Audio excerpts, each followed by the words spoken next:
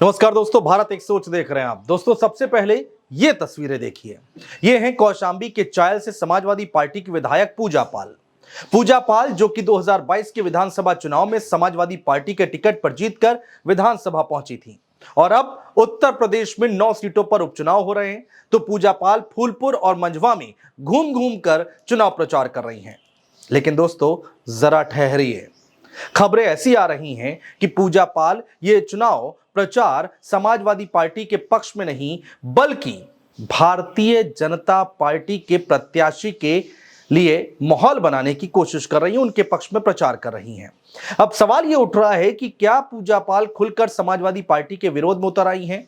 क्या चुनाव के बाद अखिलेश यादव पूजा पाल के खिलाफ कोई बड़ा फैसला ले सकते हैं? पूजा पाल का लोगों के दरवाजे दरवाजे पर जाना और बीजेपी के लिए माहौल बनाना और योगी आदित्यनाथ की तारीफ करना कहीं चुनाव बाद भारी तो नहीं पड़ जाएगा? और इससे भी बड़ा सवाल यह है दोस्तों कि आखिर राजनीति में आने के बाद पूजा पाल ने कब कब राजनीतिक यू टर्न लिया है, जिसके बाद कई सवाल खड़े होते आए हैं। दोस्तों, इन सभी सवालों के जवाब अपने इस वीडियो में हम आपको देने जा रहे हैं। इस वीडियो में इन सवालों के जवाब तलाशने की कोशिश करेंगे। दरअसल दोस्तों, इसी साल फरवरी में राज्यसभा के चुनाव हुए थे, जिसमें सपा के कई विधायकों ने क्रॉस वोटिंग की थी। कई विधायक थे जो अखिलेश यादव का साथ छोड़कर पार्टी से बागी हो गए थे। उनमें से एक थी कौशांबी की चायल सीट से समाजवादी पार्टी विधायक पूजा पाल। अभी तक देखा जा रहा था दोस्तों कि जो बागी विधायक हैं वो पर्दे के पीछे से बीजेपी का सपोर्ट कर रहे थे, लेकिन अब जैसे जैसे समय गुजर रहा है वैसे वैसे समाजवादी पार्टी की यह बागी विधायक खुलकर सपा के खिलाफ सामने आ रहे हैं।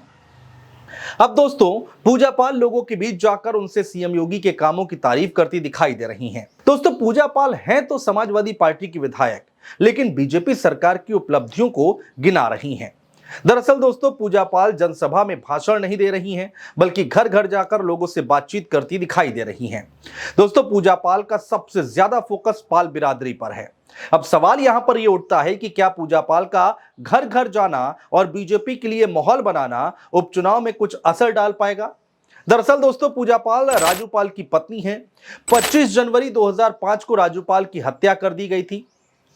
दोस्तों, हत्या का आरोप प्रयागराज के माफिया अतीक अहमद और उसके भाई अशरफ पर लगा था।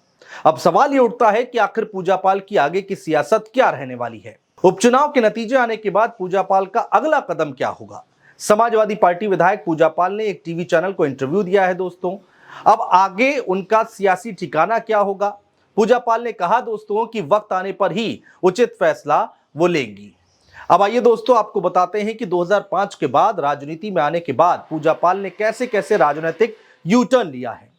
दोस्तों, पूजा पाल पहली बार 2007 में विधायक बनी। ये वो दौर था दोस्तों जब बीएसपी की लहर पूरे प्रदेश में चल रही थी। पूजा पाल शहर पश्चिमी सीट से चुनाव लड़ी और जीतकर विधानसभा पहुंची। इसके बाद 2012 का चुनाव भी पूजा पाल ने इसी सीट से जीता। 2017 में भी पूजा पाल बीएसपी के टिकट पर इस सीट से चुनाव लड़ी, लेकिन इस बार उन्हें बीजेपी के सिद्धार्थनाथ सिंह से हार का सामना करना पड़ा। बस यहीं से दोस्तों पूजा पाल और बीएसपी दोनों के रिश्तों के बीच खटास आनी शुरू हो गई। दोस्तों, चुनाव के कुछ महीने बाद पूजा पाल पर यूपी के डिप्टी सीएम केशव प्रसाद मौर्य से मुलाकात के आरोप बीएसपी की तरफ से लगने शुरू हो गए। उन्हें पार्टी से निकाल दिया गया। इसके बाद दोस्तों आता है साल 2019 में पूजा पाल ने समाजवादी पार्टी ज्वाइन कर ली। गौर कीजिएगा दोस्तों, ये वही पार्टी थी जिसकी सरकार में उनके पति की हत्या हुई थी, लेकिन उस वक्त पूजा पाल ने अपने और अखिलेश यादव के सिद्धांतों में समानता बताई थी। दरअसल दोस्तों, अखिलेश यादव ने सपा से अतीक को टिकट दिए जाने का विरोध किया था, इसलिए पूजा पाल का तर्क था कि अखिलेश भी आपराधिक तत्वों के खिलाफ हैं। दोस्तों, इसके बाद साल 2022 का विधानसभा चुनाव आता है। पूजा पाल को कौशांबी की चायल विधानसभा सीट से अखिलेश यादव ने टिकट दिया। पूजा पाल लड़ी और जीत भी गई। लेकिन अब दोस्तों, कहानी में एक और ट्विस्ट सामने आ रहा है। पहले राज्यसभा चुनाव में क्रॉस वोटिंग और अब उपचुनाव में बीजेपी के लिए प्रचार प्रसार करना कई सवाल खड़े कर रहा है। अब दोस्तों, इससे साफ हो गया है कि पूजा पाल ने बीजेपी का दामन पूरी तरह से थाम लिया है। बाकी है तो बस औपचारिक घोषणा होना। ये उनके राजनीतिक जीवन में एक और नया टर्न होगा। दोस्तों, यूपी उपचुनाव के नतीजे 23 नवंबर को सामने आएंगे। इस बात का भी आकलन किया जाएगा कि जिन सीटों पर पूजा पाल प्रचार प्रसार कर रही हैं, वहां का रिजल्ट क्या आता है। देखना यह भी दिलचस्प होगा दोस्तों कि उपचुनाव के नतीजे आने के बाद अखिलेश यादव की तरफ से क्या पूजा पाल के खिलाफ कोई कदम उठाया जाएगा। क्या अखिलेश यादव अपनी विधायक के खिलाफ विधानसभा अध्यक्ष को पत्र लिखेंगे?